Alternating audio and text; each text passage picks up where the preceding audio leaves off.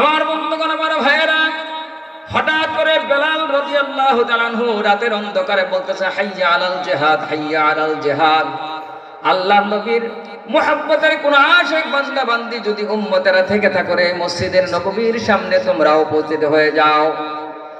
কেন কেন আল্লাহর নবী জিহাদের ডাক দিয়েছেন, ঘরে আর বসে থেকো না, কোরআনের স্টেট কায়েম করার জন্য তোমরা চলে আসো, হাইয়া আলাল জিহাদ, হাইয়া আলাল জিহাদ।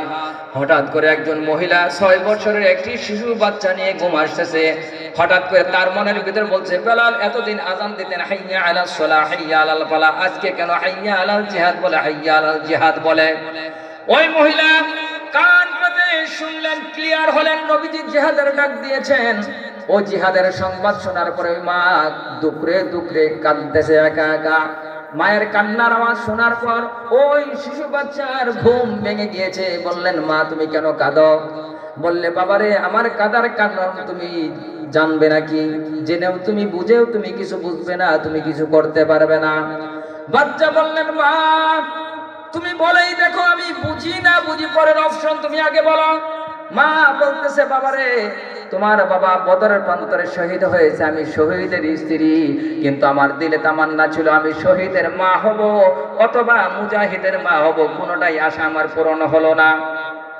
আমার বন্ধুগণ, আমার ভাইয়েরা, 6 বছরের শিশু বলতেছেন, মা আর ঘরে বসে থাকবো না, দিন কায়েমের জন্য আমি কথা দিলাম, শহীদ হব, শহীদের মা তোমাকে শহীদের মা অথবা মুজাহিদের মা না বানাইয়া আমি আমার আমি আমার এই মাতৃভূমিতে আমার নিজ গৃহে ফিরে আসবো না, আমাকে নিয়ে বিশ্ব নবীর দরবারে তুমি আমাকে নিয়ে যাও। বলেন সুবহানাল্লাহ। আল্লাহ নবীর সামনে যখন নেওয়া হলো, কাতারে কাতারে সাহাবায়ে কেরামরা দাঁড়িয়ে গিয়েছেন। সাহাবায়ে কেরামরা ওই মহিলা এবং বাচ্চাকে দেখে বললেন, কানাকানি শুরু করলেন, মহিলা নেওয়া হবে না, বাচ্চাদের তো কোনো প্রশ্নই আসে না রে বাবা। আমার বন্ধুগণ, আমার ভাইয়েরা, মহিলা কানাকানি শুনলেন আর বললেন, ও আল্লাহর নবীর সাহাবীরা, তোমরা কেন কানাকানি করো? আমার সংবাদ, আমার বাচ্চার সংবাদটা নবীজির সামনে উপস্থাপন করো। আল্লাহ নবীর কাছে উপস্থাপন করার পর নবীজি তাদেরকে ডাকলেন, বললেন, মা মহিলা নেওয়া হবে না, বাচ্চাও নেওয়া হবে না, অদূর ভবিষ্যতে আমি তোমার বাচ্চাকে কাজে কাটিয়ে দিব। মহিলা বললেন, ইয়া রাসূলুল্লাহ, ইয়া হাবিবাল্লাহ, মৃত্যু কখন এসে যায়, আজরাইল কখন এসে যায়, তার কোনো অদূর ভবিষ্যতের কোনো গ্যারান্টি নাই। কথা বলুন ঠিক কিনা? আমার বন্ধুগণ, আমার ভাইয়েরা, আল্লাহর নবী প্রশ্ন করলেন, ও মা এই তোমার ছোট বাচ্চাকে নিয়ে আমি কি করব? ওই মা প্রশ্নের জবাব দিলেন, ইয়া রাসূলুল্লাহ, ইয়া হাবিবাল্লাহ, আপনি যখন জিহাদের ময়দানে যাবেন, সাহাবায়ে কেরামদেরকে যখন আপনি পরিচালনা করবেন, আপনাকে লক্ষ্য করে কাফের বেঈমানেরা যখন তীর নিক্ষেপ করবে, ধনুক নিক্ষেপ করবে, যেই দিক থেকে তীর আসবে, ধনুক আসবে, ওই দিকে আপনি আমার এই ছোট বাচ্চাটাকে ধরে রাখবেন। ওই তীর ধনুকগুলি আমার ছোট্ট শিশুর গায়ে লেগে যাবে, আমার ছোট্ট শিশুর জীবনের বিনিময় আমার নবী সুস্থ থাকবে। বলেন সুবহানাল্লাহ।